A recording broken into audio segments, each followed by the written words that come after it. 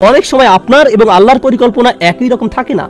এই আয়াতগুলো শিক্ষা দিচ্ছে সব সময় সবকিছু আমার পরিকল্পনা অনুযায়ী কাজ করবে না, তবুও আমাকে পরিকল্পনা করে যেতে হবে, তবুও আমাকে চেষ্টা করে যেতে হবে। কিন্তু দিন শেষে আল্লাহ সিদ্ধান্ত নেবেন পরিকল্পনাটি বাস্তবায়িত হবে কি হবে না। আযকুর রাব্বাকা ইযা নাসিত।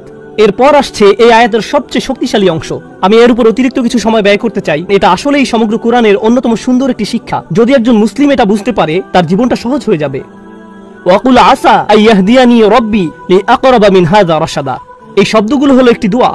দোয়ার চেয়েও এটা আশায় পরিপূর্ণ একটি বিবৃতি। চলুন এই দৃষ্টিকোণ থেকে এর সাথে পরিচিত হই। আপনি ভবিষ্যৎ নিয়ে চিন্তা করছেন, শুধু আসা শব্দটি ব্যবহৃত হওয়ার দরুন তারাজ্জি, আরবিতে যাকে বলা হয় হরফুত তারাজ্জি বা ফিআলুত তারাজ্জি, এমন ক্রিয়াপদ যা আশা প্রকাশে ব্যবহার করা হয়। আল্লাহ আমাদের এই আয়াতে শেখাচ্ছেন মুসলিমকে অবশ্যই ভবিষ্যতের ব্যাপারে আশাবাদী হতে হবে।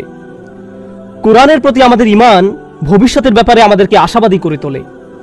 আমি পরোয়া করি না খবরে কি আসে, আমি পরোয়া করি না গতকাল কি ঘটেছে, এর আগের দিন কি ঘটেছে। আমি মুসলমানদের এমন গ্রুপের অন্তর্ভুক্ত হব না যারা বসে বসে বলে উম্মার পরিস্থিতি দিন দিন শুধু খারাপ থেকে আরো খারাপ হচ্ছে, ও আল্লাহ আর সামনের পরিস্থিতি শুধু আরো খারাপ হবে, সামনে আরেকটা ট্র্যাজেডি আসছে, আমি গ্যারান্টি দিচ্ছি দেখো কি ঘটে। তুমি মনে করেছো 9/11 খারাপ ছিল, কিছুই না, ওটা আসলে কিছুই না। ও মাই গড, দেখো এখন উম্মার কি অবস্থা হয় এবং দেখো তারপর কি হয়। এই মনোভাব সরাসরি কোরআনের আয়াতটির বিরোধী, শুধু আশা শব্দটির কারণে।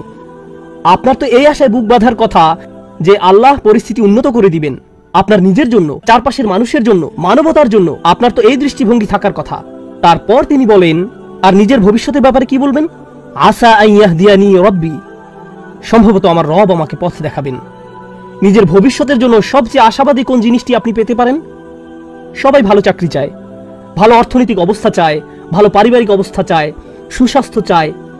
আমরা এগুলো সব চাই, কিন্তু জানেন সবচেয়ে মৌলিক যে জিনিসটি আমার আপনার প্রয়োজন, যা অক্সিজেনের চেয়েও বেশি মূল্যবান, তা হলো আল্লাহর হিদায়াত। একবার এটা পেয়ে গেলে সবকিছু ঠিক হয়ে যাবে, কিন্তু হিদায়াত না পেলে আপনার আসলে কিছুই নেই। এই আয়াত আশাবাদী করে তোলে যে আল্লাহ আমাকে পথ দেখাবেন। আসা আইয়াহদিয়ানি রব্বি, আমার প্রভু আমাকে পথ নির্দেশনা দান করবেন, তিনি আমাকে ভুলে যাবেন না। ভবিষ্যতের জন্য ওয়াদা দেওয়ার সময় আমি তার স্মরণ করব, তাহলে তিনিও ভবিষ্যতে আমাকে স্মরণ করবেন। ইনশাআল্লাহ বলার মাধ্যমে আমি তাকে স্মরণ করলাম, যখন ভবিষ্যতের কথা আসে তিনিও আমাকে স্মরণ করবেন। ফাযকুরুনি আযকুরকুম, সুতরাং তোমরা আমাকে স্মরণ করো, আমিও তোমাদের স্মরণ করব। এখন আল্লাহ আপনাকে হিদায়াতের গ্যারান্টি দিচ্ছেন। আবার বলছি, এখানে মুসলমানদের বোঝার জন্য খুবই গুরুত্বপূর্ণ একটি ব্যাপার রয়েছে। সারা পৃথিবী জুড়ে বহু মানুষের মাঝে, আল্লাহুল আযীম, এই গ্রহের যেই প্রান্তে যান না কেন, মানুষের একই ধরনের বিভ্রান্তি, একই প্রশ্ন বারবার।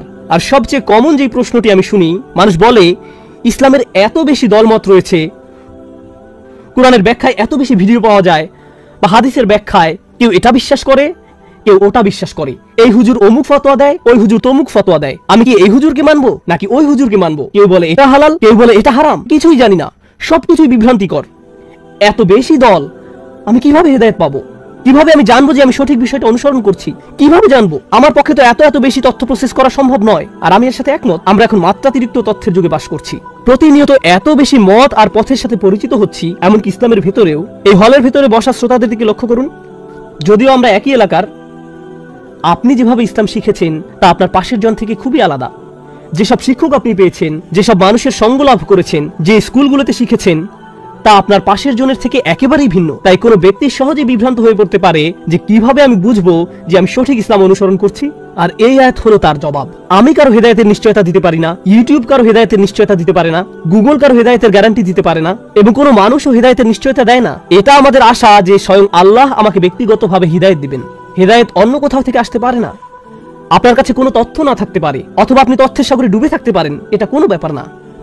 আল্লাহ আপনাকে কতটা হেদায়েত দিবেন তা নির্ভর করে আপনি কতটা হেদায়েত চান তার উপর, অন্য কারো কাছে নয়।